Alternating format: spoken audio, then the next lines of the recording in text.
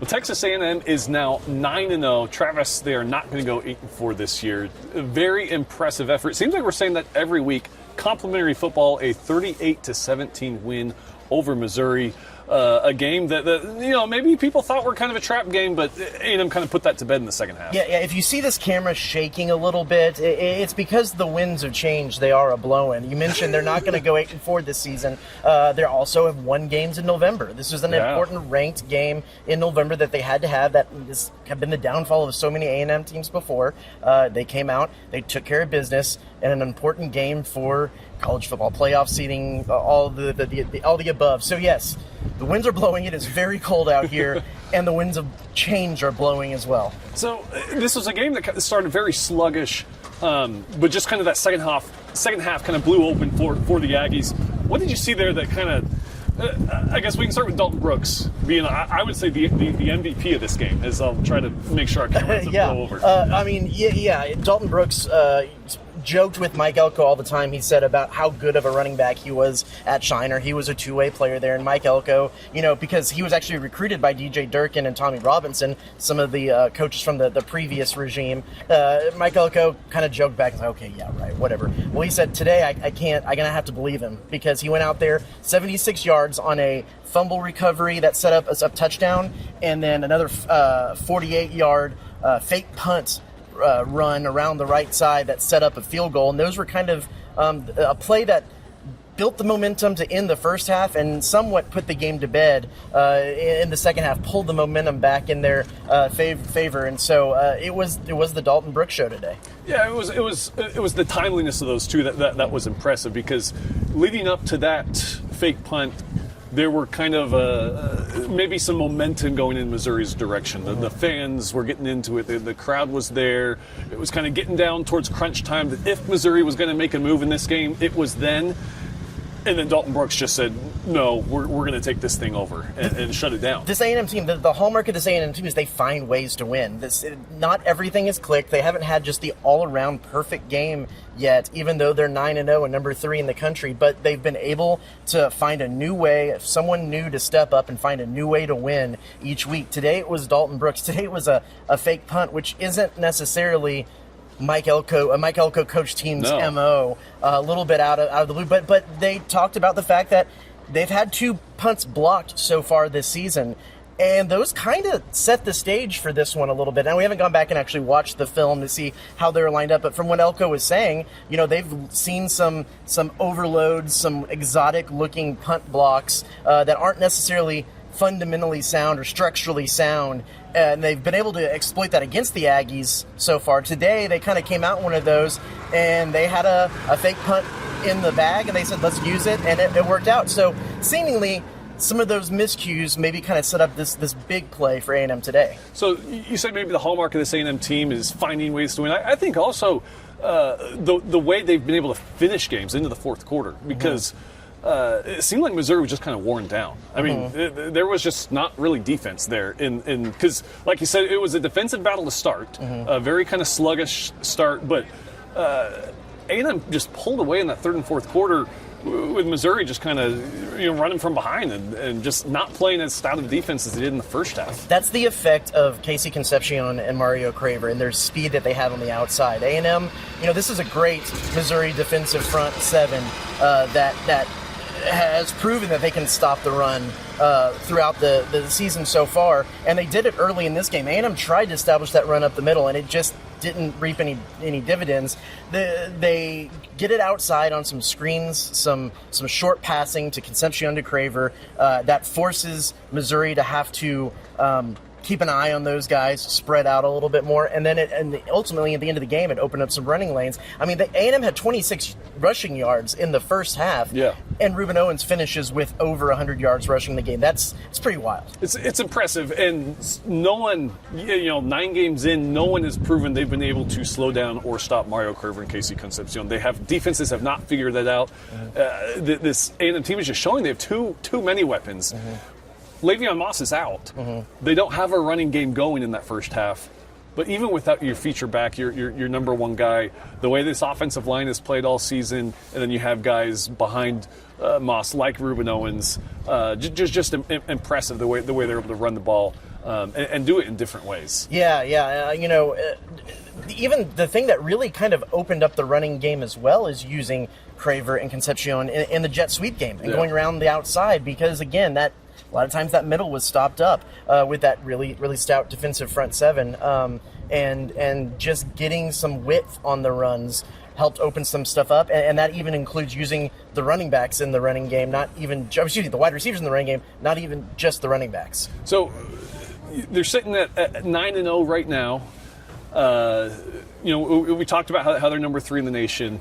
Indiana just had a scare where they almost lost to a pretty bad Penn State team. I don't know. After a convincing win on the road at a ranked Missouri, you think there's movement in the polls this week? Well, the one thing that Mack Rhodes, the chairman of the College Football Playoff Committee and Baylor's athletic director, said in the teleconference and on ESPN after the rankings came out on Tuesday was the differentiator between Indiana, Ohio State, and Texas A&M was that A&M's defensive statistics were just not in the same stratosphere as Ohio State and Indiana. And it's true. They're both top 10 defenses in most categories, and A&M's usually in about, other than like third down defense, they're in the 20s to 30s range on most of their statistical categories. And I mean, that is a differentiator. But these defensive players that we talked to today said they heard that and they were disrespected by it, and they wanted to come out and prove something. So they held a really good Missouri offense to 17 points. The run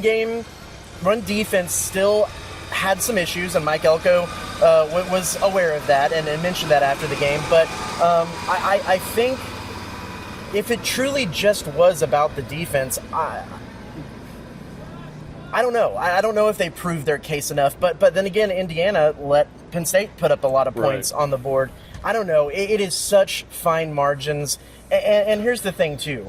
In the reality of the college football playoff, is there a difference between 1 and 3 or 1 and 4, really? Right. I mean, if you get into the number 1, number 2 situation, you're looking at having a closer quarterfinal game because you're the higher ranked team. But other than that, does it matter if you're 1 through 4? I don't know. No, you just need to get the top 4 to get that by. I think managed. Now, in A&M's case, for a team that just has not been in these situations before, I think it would mean something if you end up a number 1 overall seed.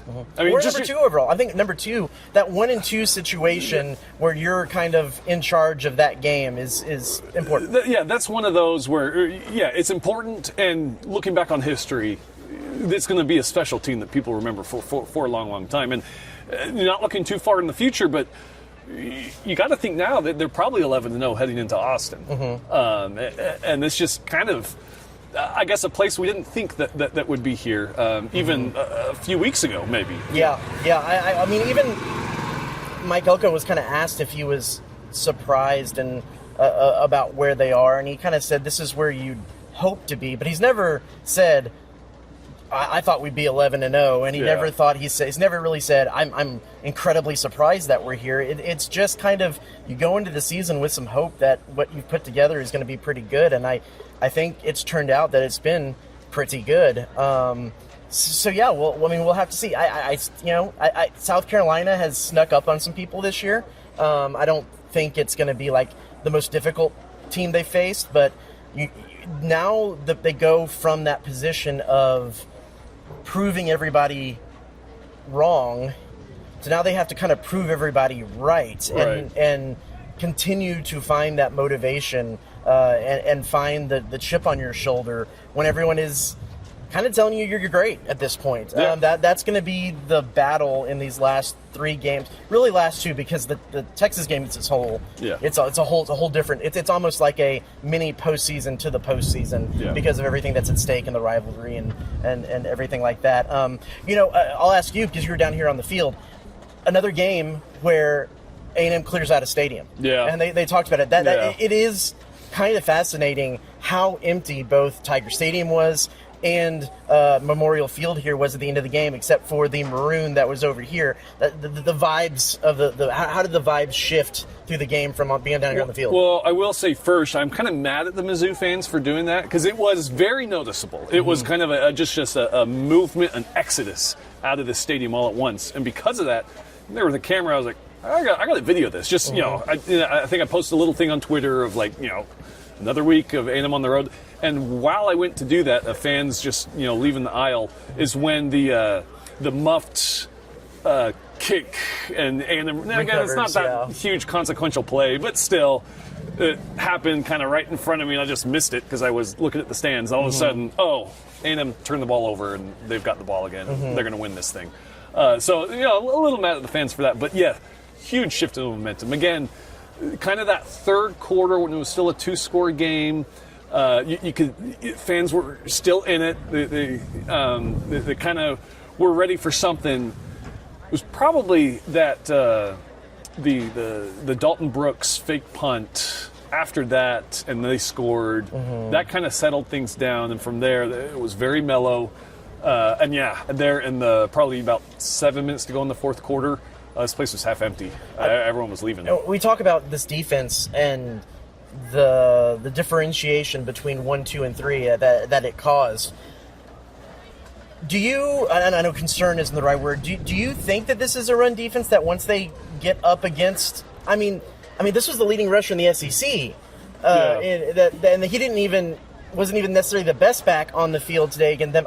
I can't tell if this is a defense that you can say, might catch up to them, or if it's just they allow some explosive plays and then shut it down when it's, I feel like it's the latter, but I don't know if I've figured that out yet. So I actually was going to pose that question to you. So thanks for we're on the same wavelength. So thanks for we're on the same height level now. And we're on the same wavelength. Yeah, you keep growing every week. It's impressive.